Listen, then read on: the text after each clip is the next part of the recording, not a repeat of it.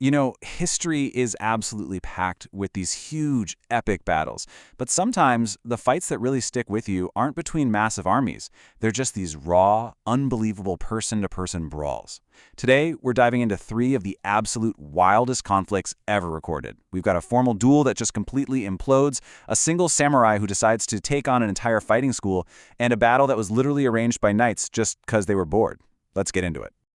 Okay, so picture this.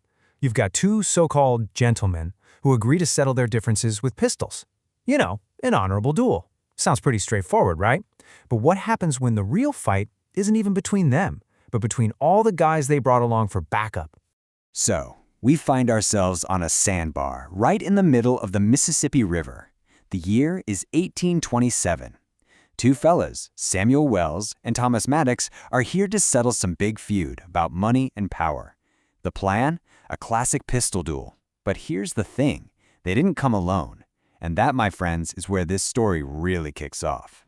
See, this is what's so wild. You had the official duel, Wells versus Maddox, but that was just the opening act. The real drama, the bad blood, was simmering among their friends. And I mean specifically between the legendary frontiersman Jim Bowie and a banker, Major Norris Wright.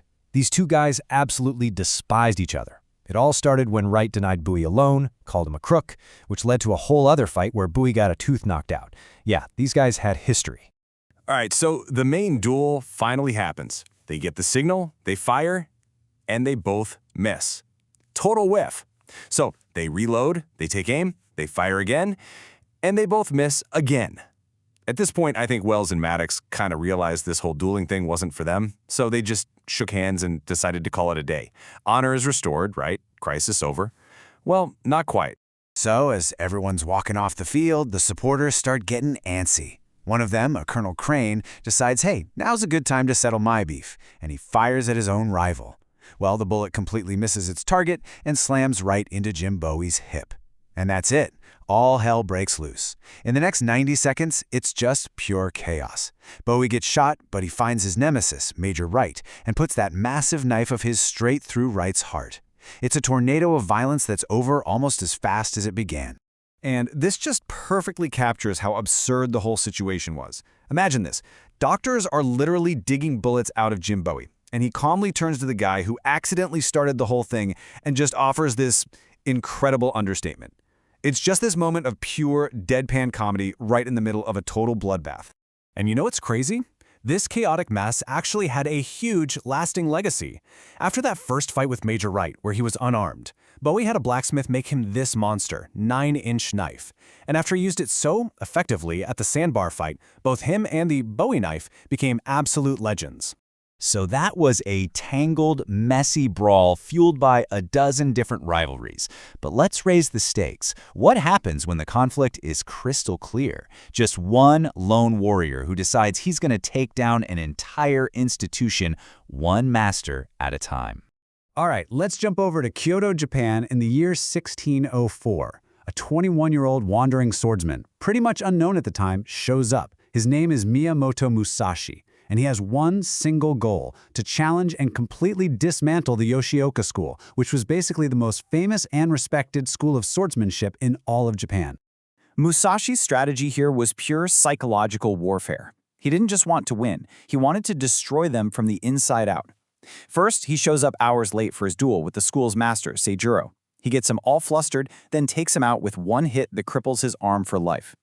Then, when the master's brother demands a revenge match, Musashi does it again, arrives late, disarms him, and then beats him to death. Brutal.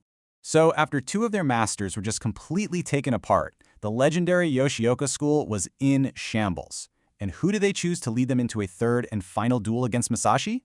A boy, the son of the first master, Madashiro. He was just 12 years old. Now, Musashi wasn't a fool. He knew something was up. I mean, come on, you don't send a kid to fight the guy who just dismantled your two best fighters.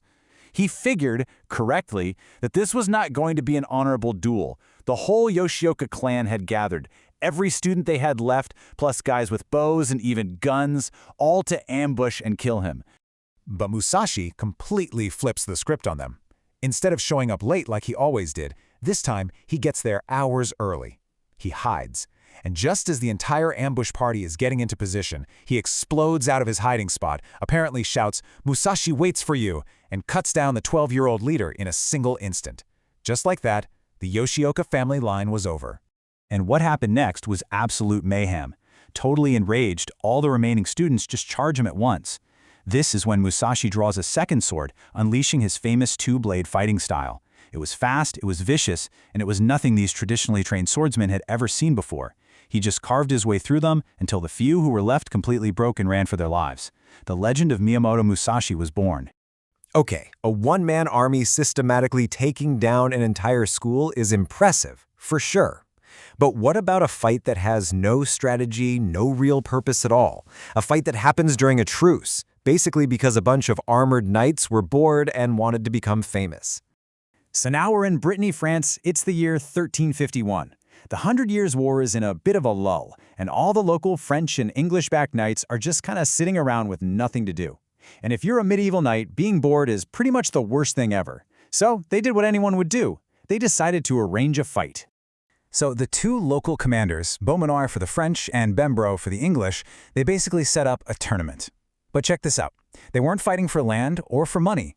The only thing on the line was pure, simple honor and glory. And the rules are wild. 30 guys on each side. You could only stop fighting if you were dead, too hurt to stand, or captured. And the most important rule, absolutely no running away. So the fight kicks off, and it's just this savage mess of swords and axes and hammers. It's horrible. But after about an hour of this absolute butchery, with guys dead and dying on both sides, something incredible happens. Somebody calls a timeout. And both sides agree. They literally pause this fight to the death so they can grab a drink and fix their armor. You can't make this stuff up. While the break doesn't last very long, pretty soon they're right back at it, and the French commander, Beaumanoir, gets badly wounded. He's on the ground begging for a drink of water. And one of his own men apparently yells back this absolutely cold-blooded line. So much for chivalry when you're thirsty, I guess. At this point, the whole battle has just become this sloppy, exhausting brawl. But then, one of the French knights decides he's had enough of the rules. He gets back on his horse, which kind of seems like it's against the spirit of an on-foot duel. And he just charges straight into the English line, completely shatters their formation. And that was the move that turned the tide for good. So in the end, you had 9 English fighters dead on the field, 5 French dead, and pretty much every single person who survived was horribly injured. But here's the wildest part. For them, it actually worked. The story of this bizarre, bloodied, chivalrous fight spread like wildfire all over Europe. The survivors became actual celebrities. They fought for fame, and believe it or not, they got it. So when you look back at these 3 absolutely insane fights, a chaotic free-for-all, a master's calculated rampage, and a planned bloodbath just for glory, it really makes you wonder, doesn't it? Was Jim Bowie a legend or just a really lucky brawler? Was Musashi a strategic genius or just a ruthless barbarian? And were those 30 knights honorable warriors or just a bunch of fools? What do you think? What's the real line between a legend and just plain luck?